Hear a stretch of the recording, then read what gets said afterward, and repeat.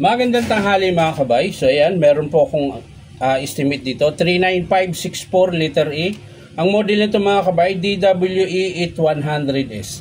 Ito po yung slim type ng DeWalt na D4 mga kabay. Ayan. So sasaksak natin.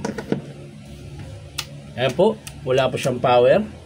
Kahit galaw-galawin natin yung cord, yung puno. Yung puno ng cord, wala rin. So ayaw niya gumana mga kabay. So yun po yung aalamin natin mga kabay. Ayan. Bubuksan natin. Ayun, wala pa lang carbon mga kabay. Oh. So, didiretso na natin to mga kabay. Hindi na natin titisterin.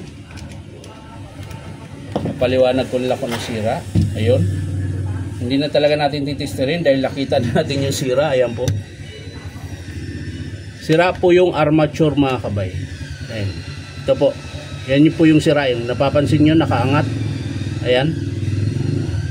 Ayan. Tapos hindi na pantay yung hiwa niya. Ito malaki. Ayan. Ito maliliit. Ayan. So armature po ang sira niyan. So i-check natin yung field coil. Ayan.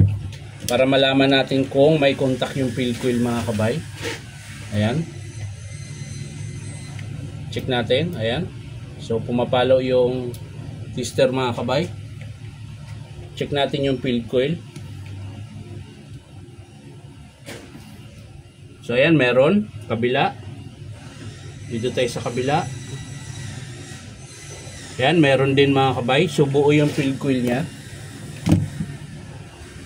Ayan. Check natin yung pinion. Kung wala bang bungi. O baka pudpud na. So yan mga kabay, okay pa po yung pinion niya, hindi pa po pudpud. So ang sira lang nito mga kabay ay yung kanyang armature at carbon brush. Yan lang po yung papalitan dito mga kabay. So isasara na natin mga kabay at natapos na yung ating estimate. Ayan, babalik na lang natin. Papakita ko na lang sa inyo mga kabay kapag in-approve ng customer.